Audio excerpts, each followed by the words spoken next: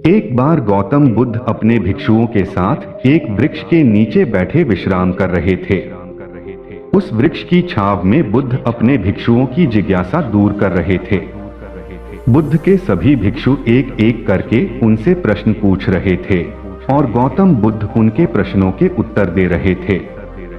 बुद्ध के उन भिक्षुओं में कुछ भिक्षु ऐसे भी थे जो कुछ समय पहले ही संघ से जुड़े हुए थे, जिसके कारण अभी उनके भीतर वह समझ पैदा नहीं हुई थी जो गौतम बुद्ध के प्रवचनों को समझ सके। गर्मियों का समय था, सूरज अपने चरम पर था और चारों तरफ धूप ही धूप थी। लेकिन उस वृक्ष के कारण बुद्ध और उनके सभी भिक्षु आराम से छांव में बैठे हुए थे।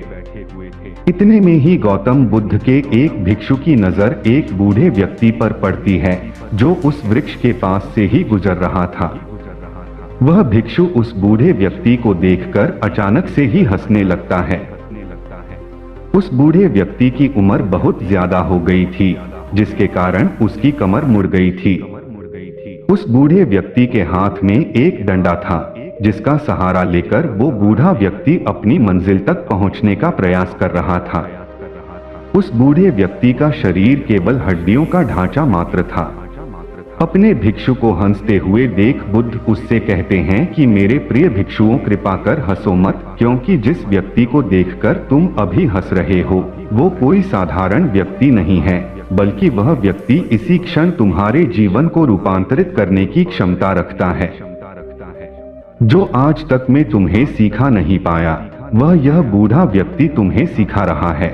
इसके द्वारा दी गई सीख को बेकार ना करो।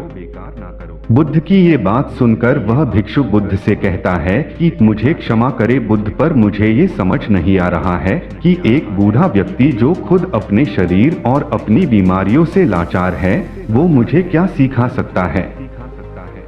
फिर बुद्ध उस भिक्षु से कहते हैं कि ये बूढ़ा व्यक्ति तुम्हें तुम्हारा भविष्य दिखा रहा है। जिस बुढ़ापे को और लाचारी को देखकर तुम अभी हंस रहे हो, वो बुढ़ापा और लाचारी तुम्हारे जीवन में भी आने वाली है। वह बूढ़ा व्यक्ति तुमसे कह रहा है कि अभी समय है। इस स्वस्थ शरीर का अच्छे कर्म करने के लिए उपयोग करो। अगर तुम्हारा ये स्वस्थ शरीर तुम्हारे हाथ से निकल गया तो फिर से वापस नहीं आएगा। और अभी तुम्हारा ये शरीर सही से काम कर रहा है, जैसे कि तुम्हारे हाथ, पैर, आंख, कान और ये सभी चीजें सही से काम कर रही है। क्या यह छोटी बात है? और क्या तुम इसे मामूली सी बात समझ रहे हो? यह घटना कोई साधारण घटना नहीं थी जो अभी तुम्हारे साथ घटी, और ये घटना तुम्हारे जीवन को बदलने की क्षमता रखती है। ठीक इसी तरह की घटना ने मेरा जीवन बदला था, और इस तरह की घटना के कारण ही मैं आज बुद्ध हूँ। फिर वह भिक्षु बुद्ध से कहता है कि क्षमा करें बुद्ध, परंतु मेरे मन में यह विचार ही नहीं आया कि मैं उस बूढ़े व्यक्ति से कुछ सीख सकता हूँ। उसे देखकर केवल मुझे हंसी आ गई। ऐसा इसीलिए हुआ क्योंकि तुम्हें अपने भीतर कहीं ना कहीं लगता है कि जिस स्थिति में आज वो बूढ़ा व्यक्ति है, उस स्थिति में तुम कभी नहीं आओगे। जिस बुढ़ापे का और लाचारी का सामना आज वो बूढ़ा व्यक्ति कर रहा है, तुम्हें लगता है कि उसका सामना तुम कभी नहीं करोगे, इसीलिए तुम उस बूढ़े व्यक्ति को देखकर हंस पड़े। तुमने सच्चाई को नजरअंदाज कर दिया।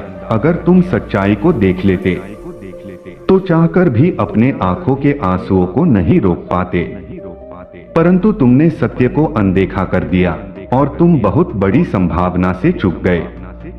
बुद्ध की ये बात सुन वो भिक्षु बुद्ध से क्षमा मांगता है और ये निश्चय करता है कि वह अपने स्वास्थ्य का उपयोग अपने अहंकार को बढ़ाने में नहीं बल्कि परम सत्य को पाने में करेगा। दोस्तों, जो लोग इस कहानी को पढ़ रहे हैं, हो सकता है कि आप बड़ी बड़ी समस्याओं में हो या हो सकता है कि आप परेशानियों में हो, लेकिन फिर भी एक बात को हमेशा ध्यान में रखना है कि जब तक आपका स्वास्थ्य ठीक है तब तक आप किसी भी बड़ी से बड़ी समस्या से बाहर आ सकते हैं।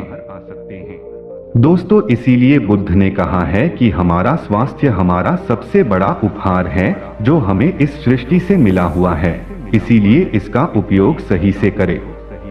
दोस्तों, आपको यह गौतम बुद्ध की शिक्षाप्रद कहानी कैसी लगी, कृपया हमें नीचे कमेंट बॉक्स में कमेंट करके जरूर बताएं। और आपको यह कहानी पसंद आई हो तो अपने दोस्तों के साथ इसे शेयर कीजिए ताकि और लोगों को भी गौतम बुद्ध की शिक्षाप्रद कहानी सुनने को मिल सके। इसी तरह की और कहानी सुनने के लिए हमारे चैनल को सब्सक्राइब कर लीजिए।